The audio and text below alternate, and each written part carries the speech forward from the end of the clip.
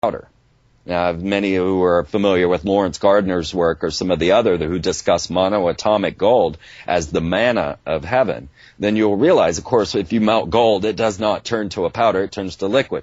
But if you are creating monoatomic gold through high tense heat, then you will get this powder form, and it's actually hyperdimensional. We find that half of it, or a portion of its matter, goes somewhere else. And so this monoatomic gold then is the potential to fold space-time and could be like considered the spice of Dune, and you could use this to travel the stars. But so Moses comes down and these stones do nothing. He smashes them, but he has already constructed the ark that has been given to him by the defined schematics of God, right? It had to be a very particular shape, a very particular size, made of gold and acacia with a large cherubim-like antenna on top. He goes back up the mountain, meets with God again, and God says, well, this time I'll do it. And he writes out the stones, and he brings them down, and when he comes down the mountain, this time the stones radiate. They glow with a radiant glow, and from that moment on, Moses has to wear a veil over his face. Now, some believe this is due to the radiation of light that came from his face as it shone. But perhaps, as many have shown, like if you look into Graham Hancock's Sign and the Seal, you will find that the Ark of the Covenant, with these stones inside of it, became the first weapon of mass destruction given to mankind. Now, let me just ask, who developed the nuclear bomb? Who developed these destructive forces from nature but Hebrews? I mean, I don't mean to get on the Jews, and I'm not saying that it's all the Jews' fault or anything like that, but when we have our tale of the Bible, which is Hebrew, the very first weapon of mass destruction was given to the Israelites, given to Moses, and used as a war weapon. But then it was stolen, as Graham Hancock tells in the Sign and the Seal, passed around from king to king, and each time opened to see the staff of Aaron and the rod, they would die of a withering disease that made them lose their hair and get sores, as we would call radiation poisoning. Sickness. Yep. So that's what Moses was hiding behind his veil.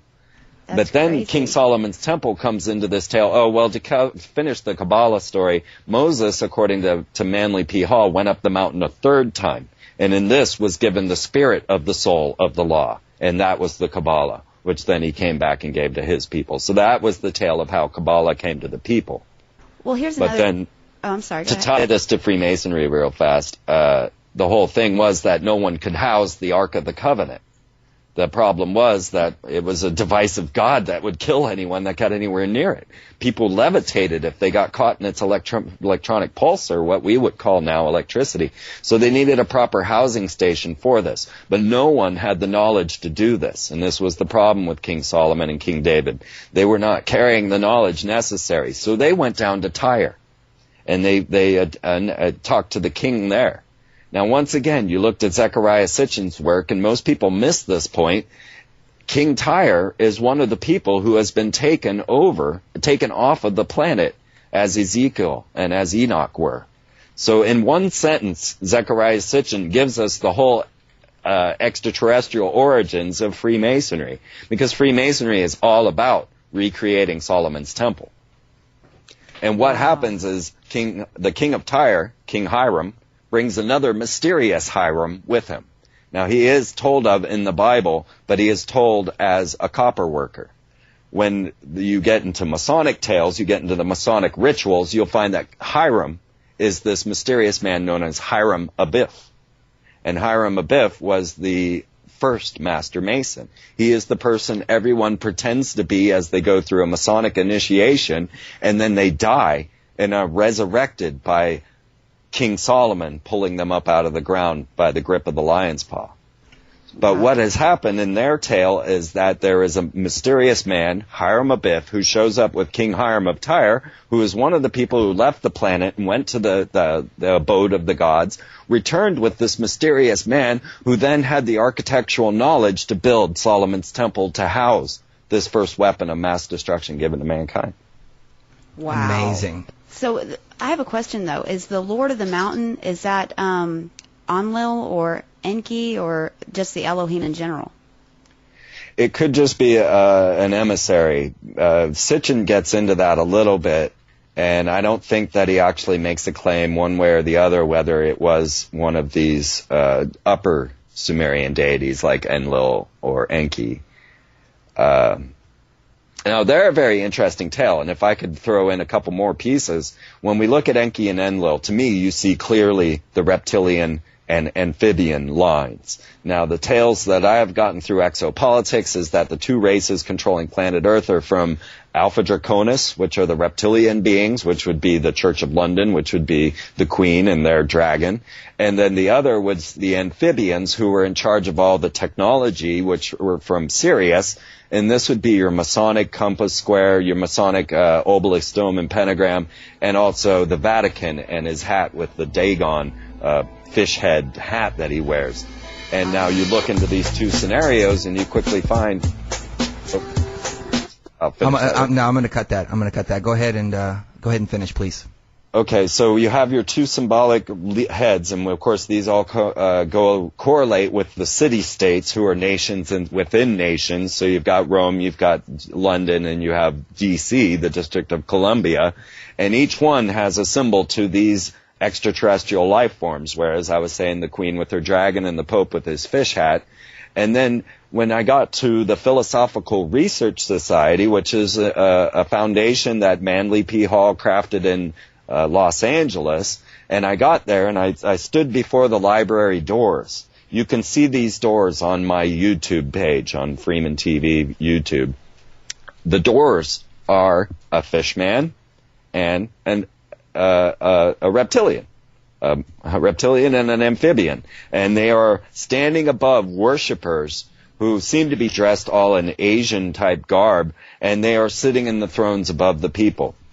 And so right there on the doors of the Philosophical Research Society, you can clearly see that the reptilian person has slit eyes. Now, this is long before David Icke. I don't remember when Manly P. Hall started the Philosophical Research Society, and this is long before I got into my amphibian studies of the merfolk.